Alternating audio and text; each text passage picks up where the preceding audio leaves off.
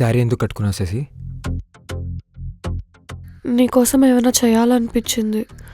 అంటే మొన్న నువ్వే అన్నావు కదా, నీ డ్రీమ్ గర్ల్ని శారీలో చూడాలని నీకు డ్రీమ్ వస్తూ ఉంటుందని.